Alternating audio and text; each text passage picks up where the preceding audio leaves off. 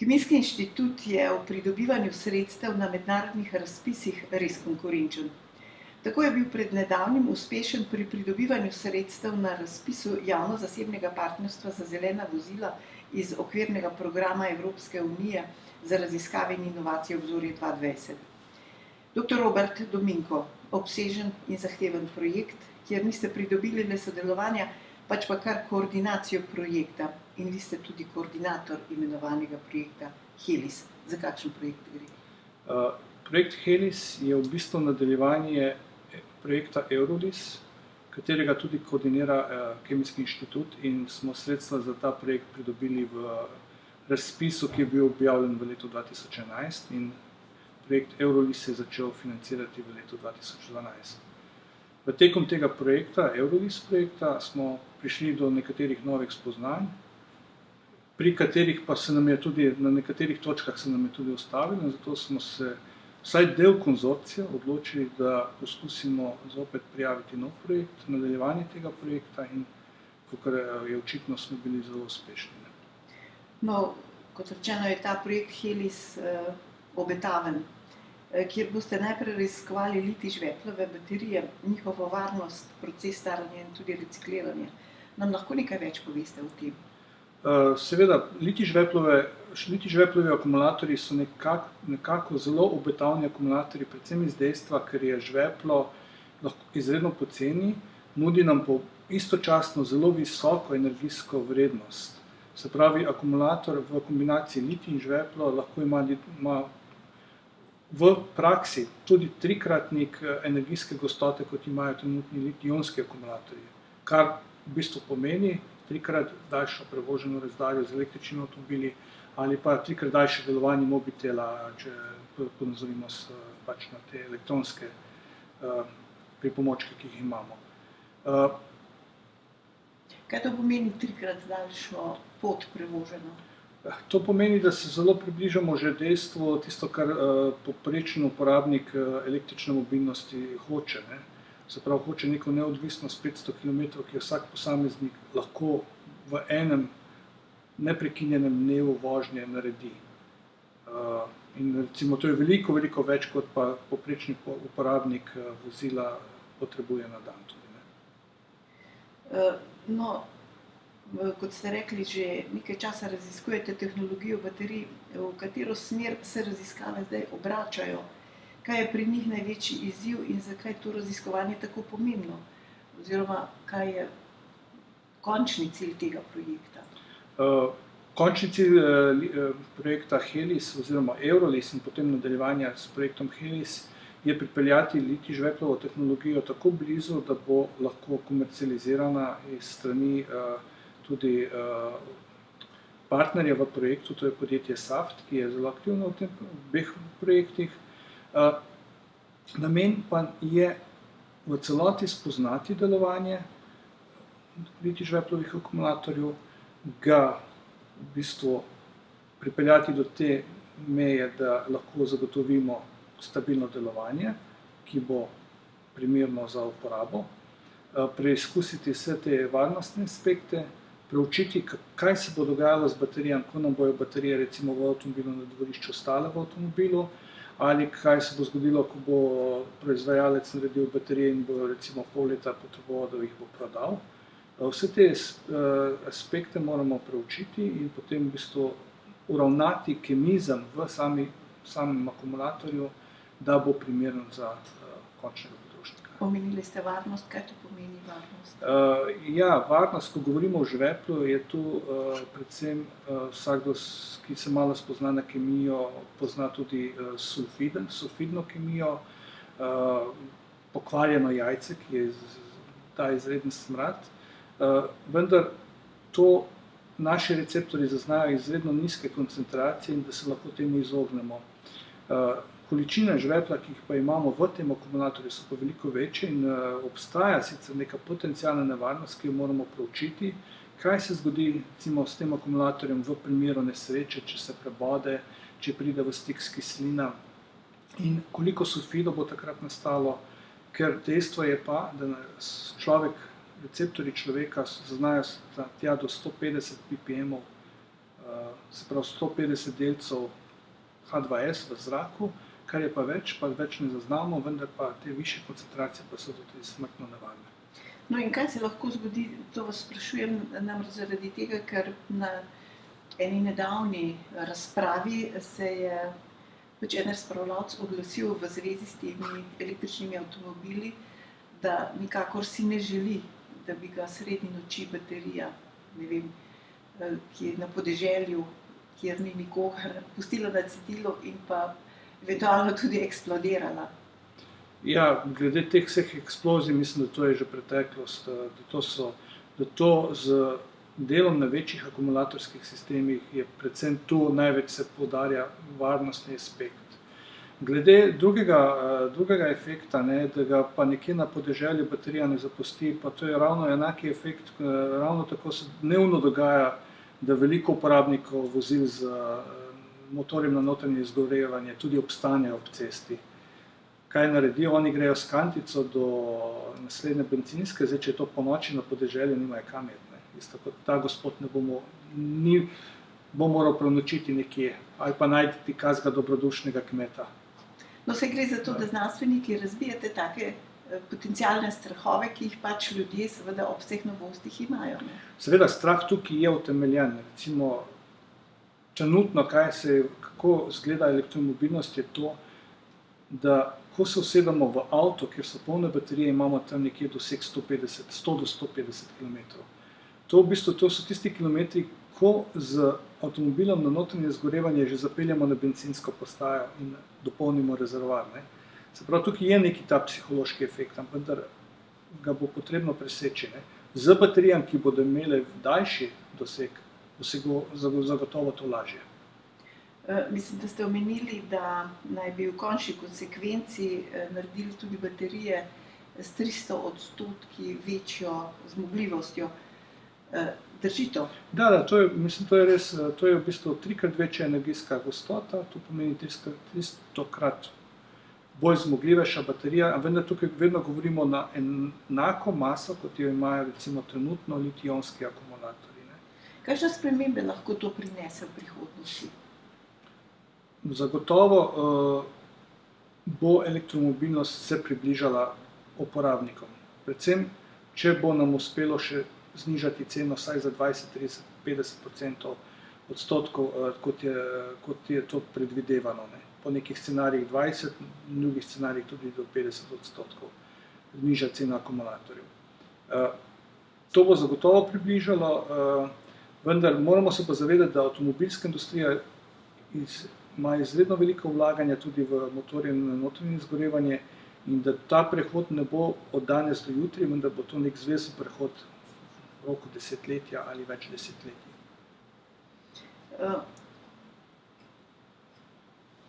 Govorila sva o tem, da ste vi vodja projekta. Kdo so vse vaši partnerji v tem projektu? Bodisi ta javna sredstva, ker gre za javno-zasebno partnerstvo, ali pa, ne vem, multinacionalke ali pa kakršnekoli druge institucije. Partnerje lahko razporedim v 4 različne kategorije. V projektu imamo dva velika koncerna, to je Saft, ki je največji evropski proizvajalec baterij, predvsem specializiran za specialne namene, kot je vesolje, vojska, letalstvo. Potem je koncern Peugeot Citroën kot partner pristopil k temu projektu.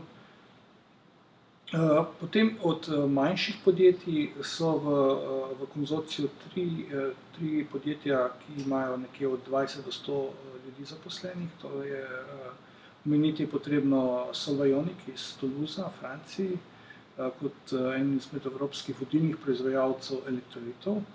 Potem Picosun, to je nek spin-off Nokie, bivše Nokie, ki bodo zadolženi za delanje tankoplastnih filmov na velikih površinah. In potem podjetje Acurec iz Nemčije, ki pa se specializira čezdalje bolj za reciklažo vseh sodobnih baterijskih sistemov. imajo že vzpostavljeno reciklažo za litij-ionske akumulatorje, sedaj pa ko vidijo, da razvoj v litij-žveplovih akumulatorjih napreduje, pa želijo tudi postaviti v tem projektu pilotno proizvodnjo za reciklažo litij-žveplovih akumulatorjev. Potem tretja kategorija v bistvu partnerjev so tako imenovani knowledge transfer partnerji, se pravi partnerji, ki skrbijo za nekakšno povezavo med akademskimi inštitucijami in industrijo, ki nam pomagajo v bistvu delati komponente na veliko večjih nivojih, imajo neke pilotne proizvodnje. To je predvsem Fraunhofer inštitut, to je vloga Fraunhofer inštituta v Nemčiji. Potem je IREC, ki je v bistvu neka raziskovalna organizacija iz Barcelone, in INERIS, francoska nacionalni inštitut za varnostna vprašanja. Se pravi, oni bodo tisti, ki bodo prebijali akumulatorje, jih mečkali in v bistvu merili vse te toplote, ki nastanejo, pline, ki nastanejo in tako naprej. No, potem pa zadnja kategorija smo pa raziskovalci. V Helis sta pristopila predvsem dve zelo pomembni skupini. Ena, to je v bistvu največja, mislim, da je skoraj največja evropska skupina na področju baterij iz Nemčije, ki zaposluje približno 150 ljudi samo na razvoju baterij. Potem včasih mi je bilo, ko me je zaposlil tudi profesor Pelet iz Tel Aviv University, če lahko se pridruži konzorciju. On je praktično delal na teh sistemih, poskušal te sisteme ukrotiti že nekje 30-35 let nazaj. Se pravi, ko velika večina mogoče sodelujočih v projektu sploh še ni bila urejenih. Potem pa imamo še Max Planck inštitut, CNRS iz Francije, Chalmers University in seveda Kemijski inštitut kot koordinator in tudi en izmed vodilnih partnerjev na projektu. Kar ugledna imena nekatera, ne? Ja, v združbi. Pa me zanima, vi poznate seveda vse te sodelavce oziroma institucije, ki so zraven. Koliko je pa znanja pri teh, glede na to, da je Kemijski inštitut dobil vodenje projekta? Znanja je to... Oziroma tudi tako, kje je največji manko tega? Znanja v tem konzorciju je ogromno. Če ponazorim, laboratorij 150 zaposlenih, eminenten profesor iz Izraela. To so pomembni faktori, ki so zelo pripomogli, da smo ta projekt pridobili. Ker v obzorju se ocenjuje dve stvari. Prvo je, kakšen vpliv bo imel projekt na družbo. Kaj lahko projekt doprinese družbi. To je najpomembnejše. Potem pa kvaliteta konzorcija pa se ocenjuje glede na kvaliteto posameznikov, ki vstopajo v ta konzorcij. In je zelo pomembno je to, da so partnerji zelo močni in tudi resni. Tukaj se čedalje manj se bo financiralo nekih konzorcijev, ki prijavljajo projekt samo zato, da imajo projekt in potem na koncu je v bistvu skoraj nični rezultat. Zato se tudi komisija odločila, da raje financira manj projektov in te v bistvu bolj močno spodbudi finančno. Prav velikost projektov je približno dvakratnik na račun dvakrat manj števila projektov. Kako pa potem predvidevate, da se bo razvijal trg recimo električnih avtomobilov? Tukaj je veliko vprašanj. Trenutno cena nafte na svetovnem trgu ne igra v prid električni mobilnosti. To je verjetno igra z Rusijo in ko bo enkrat te igre konec, ko bodo zopet vsi kolegi nazaj, bo cena poskočila v nebo in takrat bo zopet postala bolj interesantna. Električna mobilnost je pa v bistvu ni to, tako kot sem prej omenil, to je postopek, proces, ki bo potekal skozi desetletja, ne bo od danes na jutri. Najprej pričakujem seveda hibride. Hibridna vozila, ki bodo lahko v bistvu omogočala tudi daljše vožnje, obenem pa bodo mesta naredila veliko bolj čista. Zavedati se moramo, da veliko sodobnih mest v Evropi že, da ne govorim v Aziji, je zelo onesnaženih. In tukaj ti delci, trdni delci in dušikovi enoksidi so zelo problematični. In pojavljajo se v bistvu že razmišljanja, ali lahko z mobilnostjo v mestih naredimo enako kot s tobakom v gostilnah. Se pravi, da popolnoma izkoreninimo Kadilce, kadilce, onesnaževalce. v bistvu vsa vozila na notranje izgorevanje. Druga alternativa je seveda plin, ki ga ne smemo pozabiti. Plina je veliko več kot nafte, ne, in lahko še za nekaj generacij to v bistvu preskočimo na elektromobilnost. Vsekakor pa enkrat bo vsega konec, ne, enkrat bo treba najti alternativo notranjem izgorevanjem. Ne. Potrebno je pa omeniti tudi vodik in gorevne celice. Ne. Kako realno je to, kako lahko masovno je to, je pa predvsem vprašanje, kdaj bodo raziskovalci uspeli, vsaj po mojem mnenju, kdaj bodo raziskovalci uspeli namestiti platino v teh gorevnih celicah. Potem bo tudi verjetno tehnologija se veliko pocenila. Ja, ker za enkrat je platina izjemno draga in seveda tudi celice so tudi drage. Tako, pa tudi vprašanje, če je dovolj platine, da recimo, ne vem, da imamo 100 milijonov vozil na cestah, kako se jih vozi po Evropi. Ne.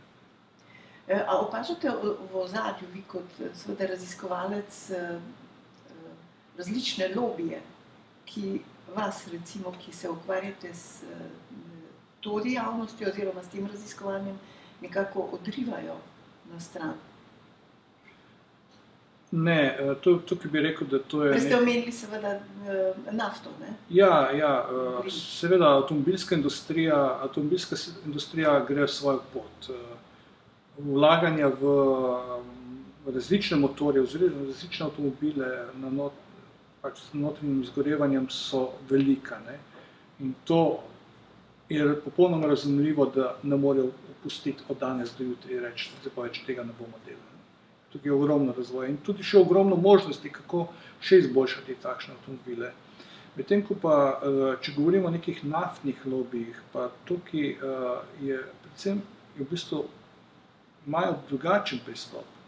Naftni lobiji raje pristopajo sedaj raziskavam na področju baterij in vlagajo v te raziskave, ker se zavedajo, ne, da enkrat bo, ko bo konec nafte, če ne bodo imeli nekega drugega posla, bo z njimi konec. Ne. Recimo ravno za Helis projekt smo imeli, potem ko je bil projekt sprejet, so me kontaktirali iz španskega podjetja Repsol in prosili, če lahko vstopijo v konzorcij brez kakšnih finančnih nadomestil, bodo prispevali v konzorciju znanje, kako v bistvu o žveplu, ki ga imajo naftne industrije dovolj, ne. Obenem pa hoče samo videti, kako ta tehnologija napreduje in kdaj v bistvu morajo začeti vlagati v neke proizvodne sheme. No, zato zanimivo bi bilo slišati, koliko se recimo posamezne družbe obetajo od teh raziskav, ker najbrž z nekim altruizmom nihče ne pristopa zraven, ne? In koliko je to recimo prioriteta razvoj tega področja Evrope kot take? Ja, to je vprašanje Evropa, baterije, ali lahko delamo baterije, ali potrebujemo baterije, kaj narediti v Evropi z baterijami. Mislim, tukaj Evropa nima nekega enoznačnega odgovora. Ravno prejšnji teden, ko smo imeli začetni sestanek, tako imenovan kick-off sestanek za Helis projekt, smo se tudi o tej temi pogovarjali, sva se o tej temi pogovarjala s project officerjem, se pravi gospodom, ki nadzoruje delovanje projekta. 14 dni nazaj smo imeli na to temo enodnevni sestanek v Bruslju, kaj narediti. Evropa si želi baterijsko industrijo. Evropa ve, da jo potrebuje. Vendar kako to narediti, da bomo konkurenčni Daljnemu vzhodu, se pravi azijskim državam, kot je Kitajska, Koreja in Japonska, nihče nima neke jasne vizije. Ne.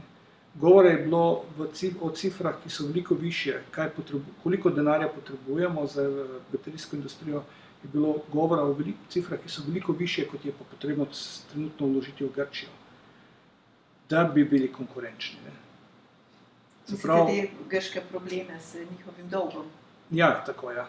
Ampak tukaj so številke so še večje od teh, kar pač, s čemer se sedaj sooča Grčija. Se pravi, da ena država, tudi če bi bila to Nemčija, se tega sama ne more privoščiti. Ne. Zakaj pa je kar nenadoma se ta Evropa zbudila, ker pravite, da seveda je do zdaj, seveda je ta industrija predvsem in pa raziskave bile na Daljnem vzhodu, ne? Kitajski. To je zelo dobro vprašanje. Zakaj se prej že ni razmišljalo o baterijah kot možnem energetskem viru za elektromobilnost, za mobilnost?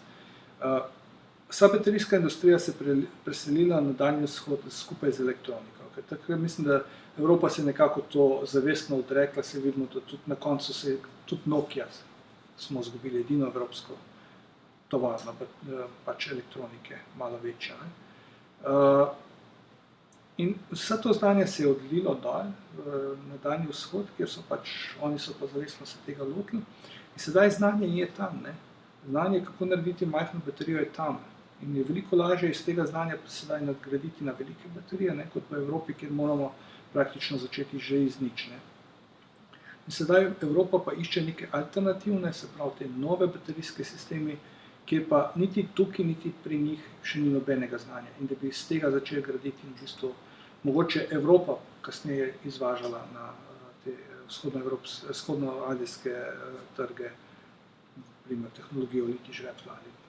Pa ste optimist, bo recimo ta razvoj oziroma te raziskave toliko ponudile, da lahko potem vznikne neka nova konkurenčnost v Evropi, potem, kar ste rekli? Trenutno financirajo dva konzorcija. En konzorcij, ki ga jaz koordiniram, drugi konzorcij pa, ki ga koordinira pač neka raziskovalna skupina iz Španije, vendar so v tem konzorciju tudi izredno močni partnerji, kjer je izredno visoka koncentracija znanja prisotna. In če ne bomo že oba konzorcija, bo vsaj eden prišel na koncu do nekih prototipnih zadev, vendar od tega koraka potem naprej je vprašanje, kje bomo mi našli, kje bo Evropa našla te silne milijarde, ki so še potrebno naprej vlaganje, da bodo ti produkti konkurenčni na svetovnem tržišču, ne na evropskem tržišču. Prav, govorimo in na svetovnem, da ne bojo mogli potem Kitajci z neko svoje ceneno robo konkurirati. Vi sodelujete tudi s Hondo, ne? Kakšen tip, to je seveda daljni azijski kotu.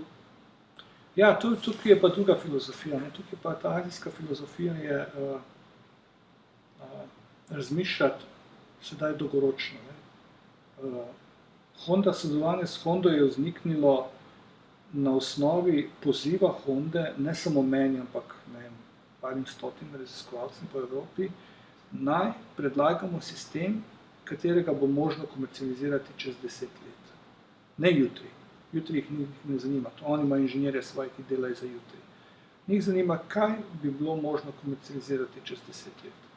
In seveda, ob financiranju recimo 10 takšnih projektov, če jim eden uspe, imajo tako imenovano zmagovalno kombinacijo. Tisti projekt smo mi dobro zaključili in sedaj nadaljujemo dolgoročni projekt. Trenutno je podpisana pogodba za 3 leta, z možnostjo nadaljevanja, če v 3 letih pridemo vsaj do nekega tako imenovanega proof of concept. Se pravi, da bomo mi potrdili, da je res to možno in nekdaj komercializirati in da se splača vlagati v to, ne, še naprej. Pa ni tu nobene kolizije, recimo sodelovanja? Ne. Tukaj je recimo, tako kot en kmet za enega predelovalca dela koruzo, za drugega pa krompir. Vse je hrana. Tukaj so pa baterije, ampak nekje so litij žveplovi akumulatorji, druge so pa magnezijevi akumulatorji. Čisto ločeno. Čisto ločeno. Kako pa je vam uspelo akumulirati toliko znanja na Kemijskem inštitutu ali pa recimo vaši skupini konkretno? Da ste tako prodorni in ga, bom rekla, tudi lahko prodajate v različnim povpraševalcem? Ja, tukaj predvsem bi omenil najprej predanost k delu. Če hočeš biti dober, moraš biti predan k delu in v bistvu mora te zanimati. To mora biti tvoj hobi, služba in dopust skoraj. To je predanost, potem v bistvu enotnost skupine. naša skupina je zelo homogena, ne, v bistvu, zelo dobro se razumemo, ni nobenih nekih kolizij noter, nekih trenj znotraj skupine in to pomaga, da potem hitreje napredujemo. Ni nobenega skrivanja, recimo, rezultatov. Mislim, da to so predvsem dva zelo pomembna faktorja, no. Mogoče še kateri manjši, ampak potrebno je imeti željo, da do nečesa prideš in v bistvu usmeritev, ne, se pravi, in si reči lahko, ne se ustrašiti, ne. Tudi če smo majhni Slovenija, vse se da. Kako pa recimo z tega vidika, ste polni znanja in motivacijskega naboja, vidite energetsko prihodnost recimo Evrope in pa seveda koliko je že lahko samozadostno v teh raziskavah nekega prihodnjega energetskega razvoja? To, če pogledamo, recimo, vsaj dele Evrope, nekatere dele Evrope so že izredno energetsko neodvisni, ne? Ko govorimo od fosilnih goriv. Seveda, postaviti bo potrebno na novo verjetno omrežja in na novo razporeditev, kako se bo ta energija pretakala, da bo konstantna, da bo v bistvu tako, kot imamo danes, ko je vedno na voljo, ne.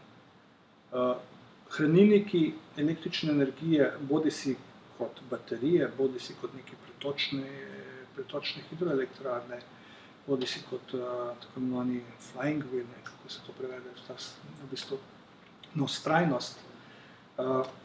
Na kakšen način se bo to hranilo, je drugotno vprašanje zame, ne.